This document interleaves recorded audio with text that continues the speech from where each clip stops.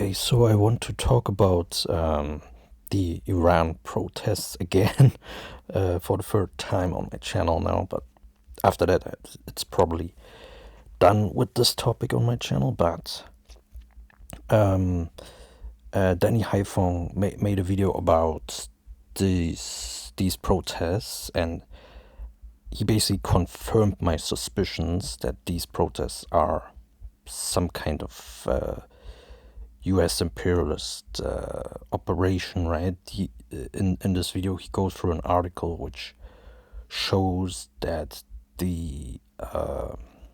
one of the leaders of this movement, of these Iranian protest movement, has CIA ties and all of that, and was on a photo with Mike Pompeo and all of that, which basically confirms my initial suspicions that I laid out in my latest video, but I didn't really have direct proof of anything, but there were hints that this might be some US imperialist operation, which again shows you that feminism and imperialism are closely tied together, like I always said.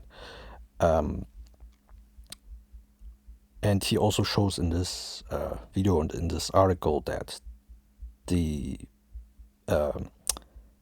mandatory hijab rule in Iran was actually democratically voted upon, right? And women also could vote for that, so the majority of Iranian women are actually for the hijab. So this feminist Western propaganda narrative that Iranian women are oppressed because of the hijab is nonsense, because it's the democratic majority voted in favor of that. Okay, so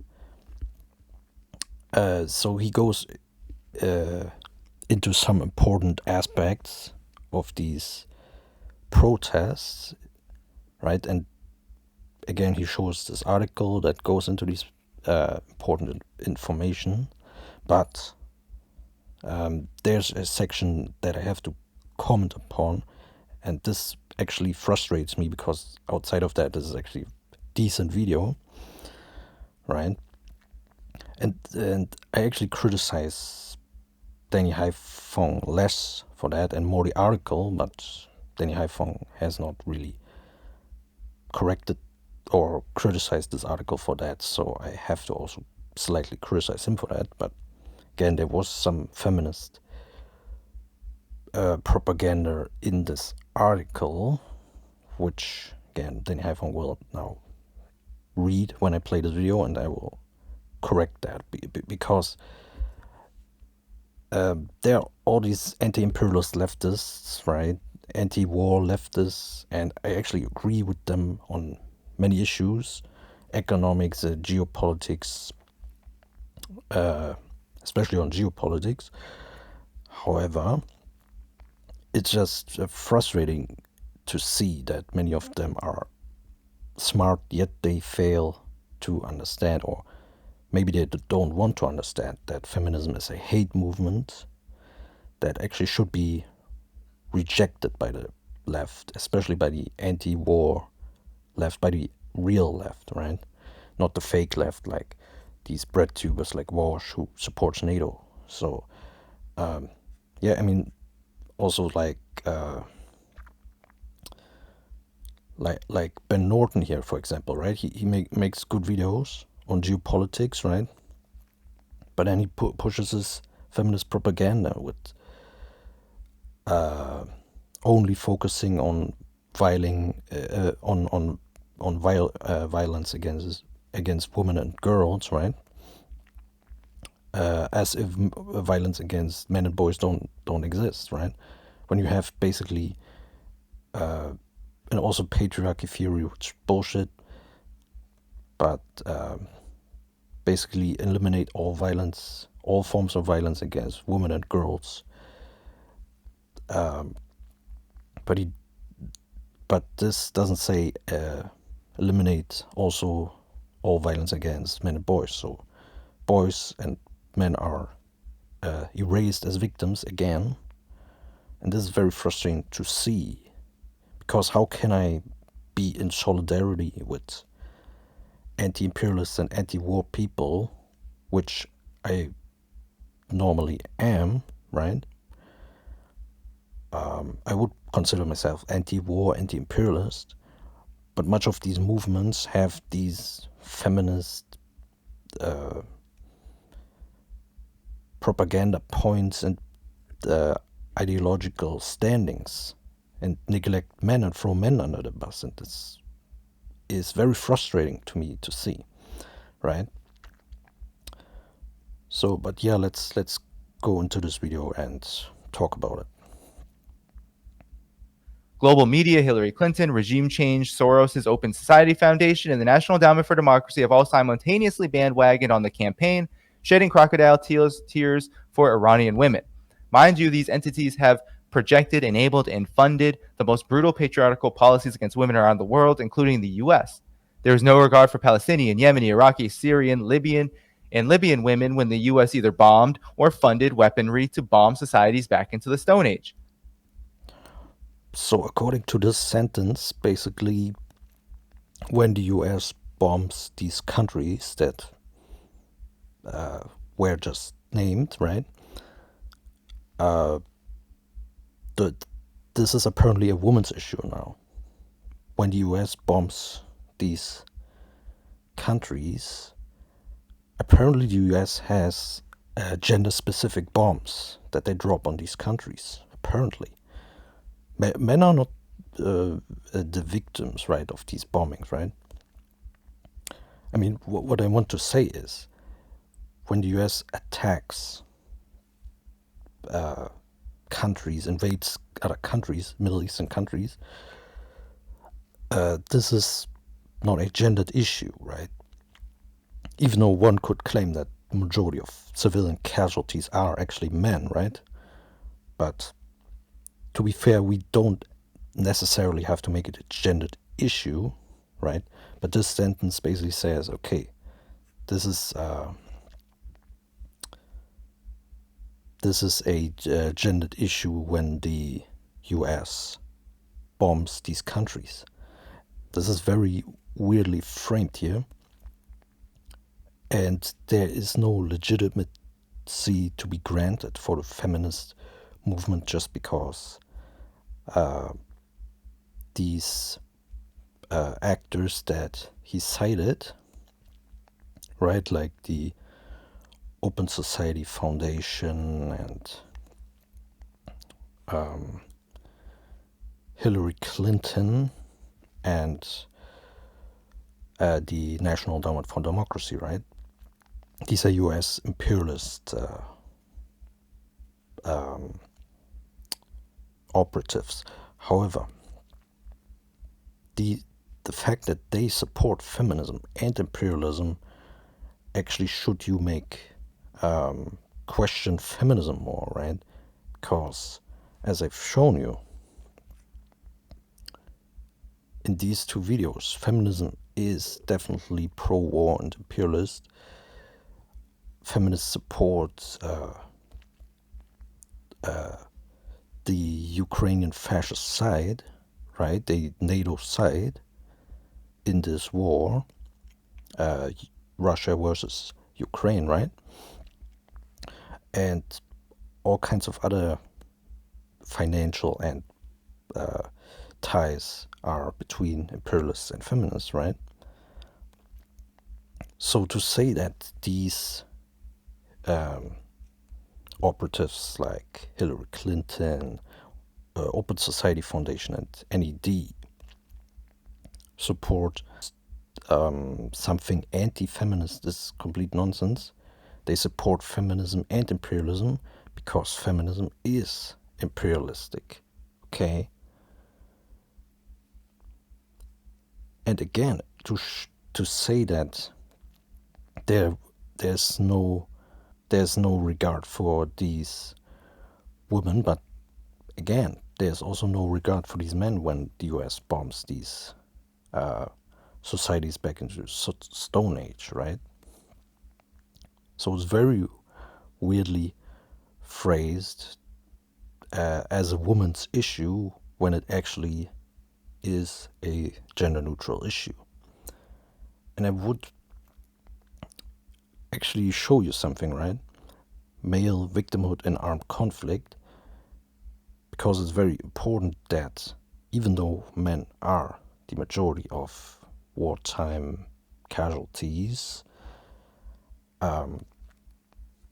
that they are actually erased as victims, right? So it says right here, the claim of predominantly female victimhood seems to have originated from the often cited and incorrect figure that 90% of casualties in contemporary wars are among civilians. So this is actually how feminism lies, right? They just pull some figure out of their ass, right? Two assumptions are often made with regard to this quote. The first is that the word casualties is misinterpreted as meaning fatalities. Second, civilians is understood as synonymous with women. So again, there you can see the damage that feminism does, erasing male victims and building this narrative that civilians only means women, right? If we restrict ourselves to only conflict-related deaths or fatalities which occur within the context of fighting or the deliberate killing of civilians by a belligerent, the existing evidence suggests that men are in fact far more vulnerable to victimization than women, with a 1.3 to 10 times higher likelihood of death. Yet this fact of male victimhood has garnered little attention to date. So this shows you the damage that feminism does.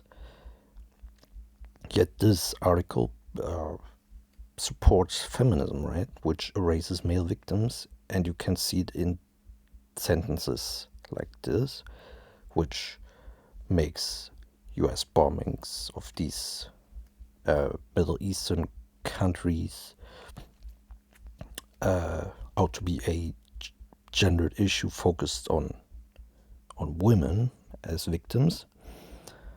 And again, you might be saying, okay, this is also about sexual violence, okay?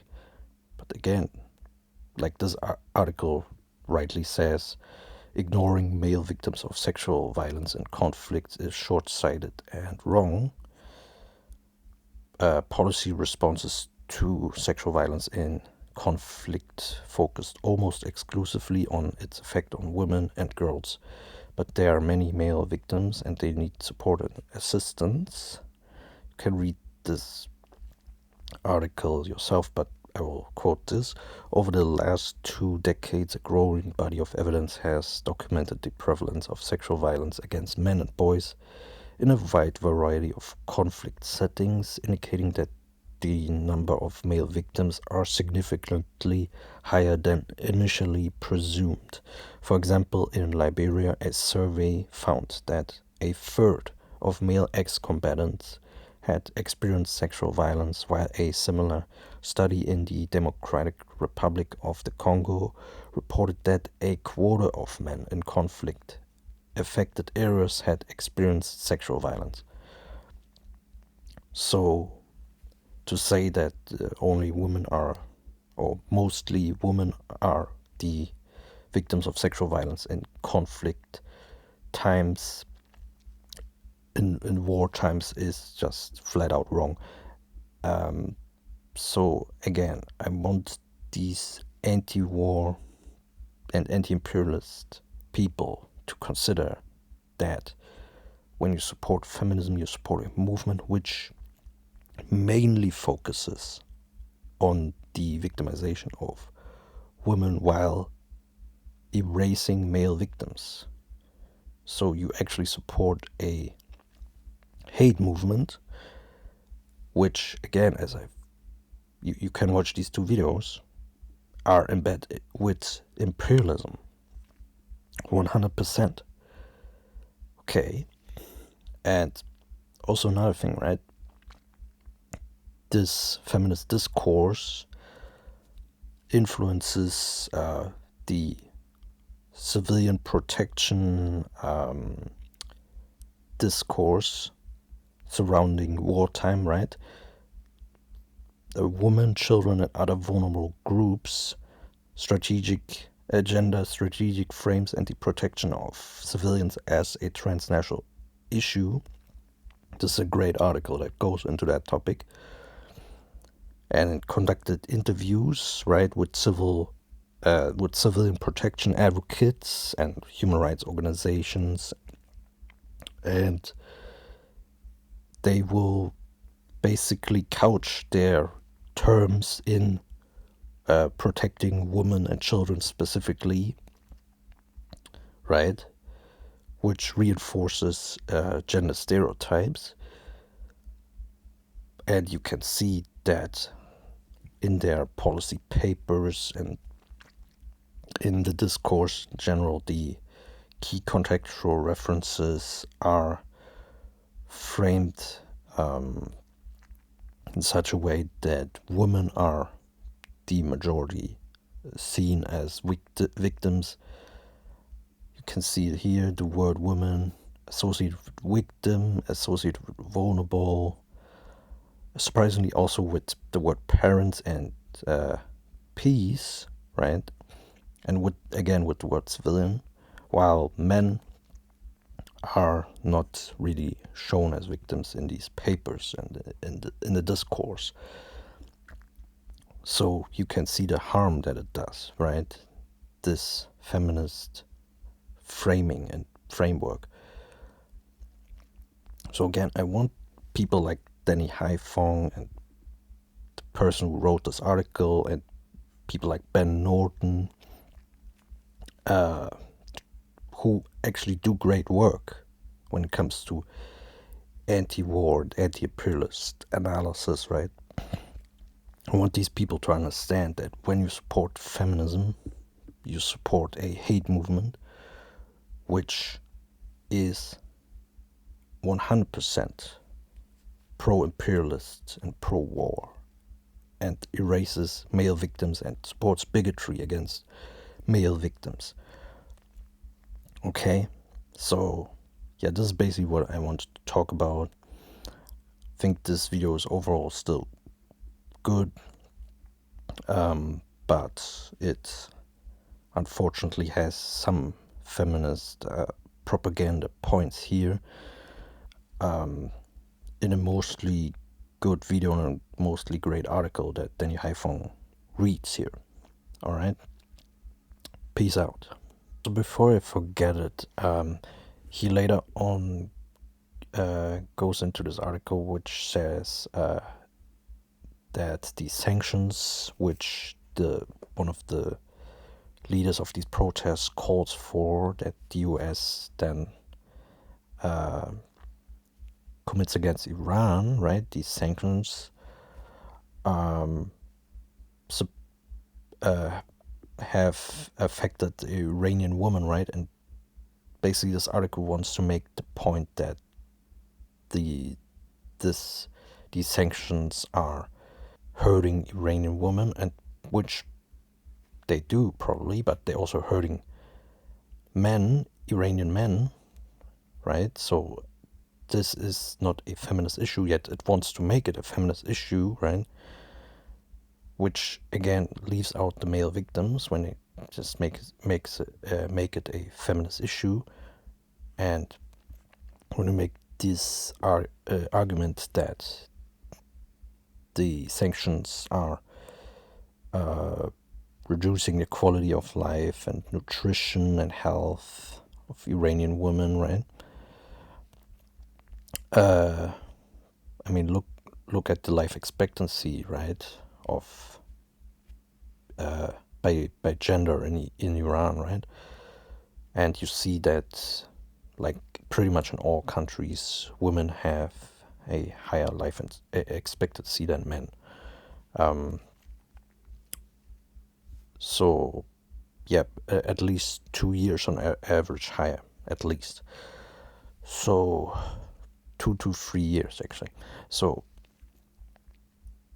I just wanted to also say that in regards to that, because it's, again, this article actually makes two feminist propaganda talking points, which both raises male victims, but again, this is also in line with the general protests for women's rights in Iran and around the world, which raise male victims. Because as I've shown in other videos, there are actually more male victims in the protests in Iran, which clash with the police and all of that, and also more execution victims by the state are male victims and all of that. So, but there are no protests for these male victims. And I'm probably one of the only few on YouTube who has actually asked the questions, hey, what about the male victims? Nobody protests for them. And similarly, in this article, we don't hear anything about that. But apparently the sanctions just hurt the women, which is a feminist lie. So I just also wanted to notice that, right? So yeah, peace out.